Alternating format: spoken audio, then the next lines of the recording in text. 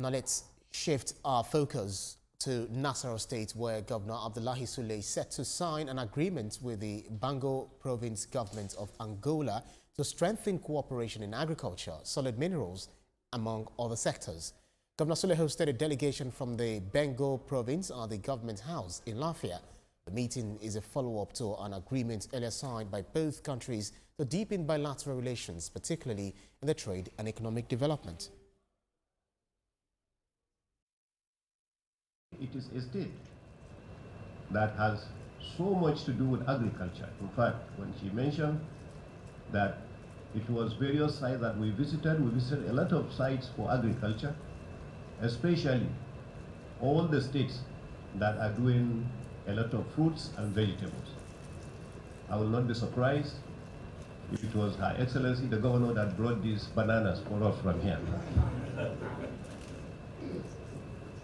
So we visited a lot of sites, and we saw the opportunity for settlement in the area of housing, and it helped, because we also visited sites that have to do a lot with health. We visited one of the most beautiful hospitals they have. TVC News' Godwin Agwam is in Lafia, and he joins me on news from the States. Godwin, the visit involves a subnational partnership between Nasarawa State and Angola's Bengo province. I'm wondering, people will be wondering, why is this meeting significant, and of course, why now? All right, Ibrahim. Well, in September earlier this year, the Nasarawa State Governor was invited by the Angolan government to come and see firsthand the economic opportunities available over there in Angola.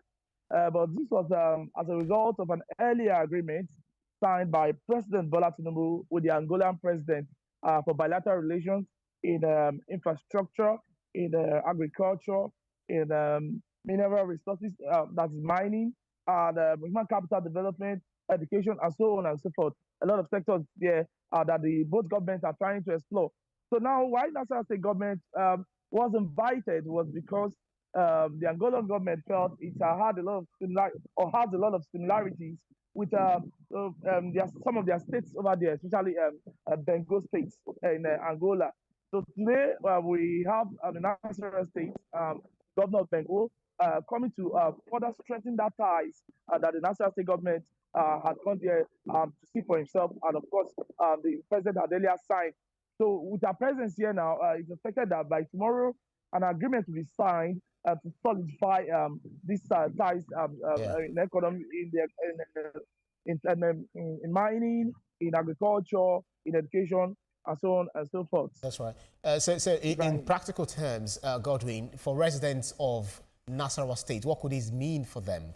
Could it mean jobs, skills transfer, or increased investment?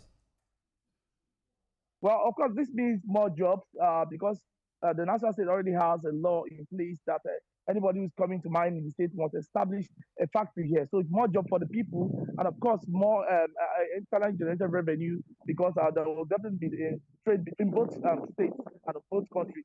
So this means more revenue for the state, and of course, you can be sure that it will amount to economic bounty for the state. Absolutely. TVC News, Godwin Agwam, thank you so much for the update. Thank you. And that's about it for on the news from the state. Theophilus, quite interesting reporting we're getting from our reporters across the state, especially from the northern parts of the country. One particular story that actually stands out, all of them actually stand out rather. But the Kano State government, Abba Yusuf, who is restating his administration's commitment to fighting corruption, like zero tolerance. And we know that to fight corruption in a state is not easy, let alone the federal level. But this is something that is needed for a development of the state and the nation, indeed.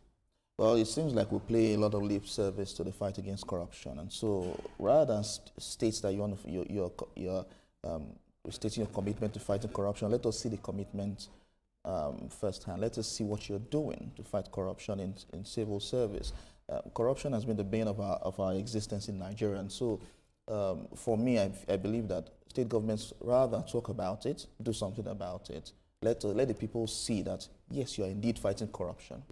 That's why, but it's not one thing for you to say you want to fight corruption. What are the systems in place? For instance, That's it. Put systems in place to ensure that there are no loopholes. Yeah, for instance, I saw the CCB, I saw a story this morning of the CCB saying that they are introducing AI to declaration of assets, and Attorney General of the Federation Lateef Fagbemi, has also, declared his own assets, presented himself. Public office holders are also enjoined to do the same thing. One day we'll have elected officials that are AI. There's a country who has a prime minister that's an AI.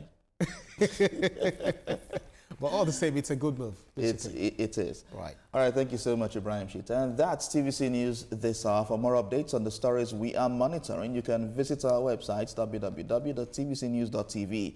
You can also follow us on our social media handles, Facebook, Instagram, and on X at TVC News NG. We also have updates for you on WhatsApp and Telegram at TVC News Nigeria, on YouTube. We're live at TVC News Nigeria. Thanks for watching.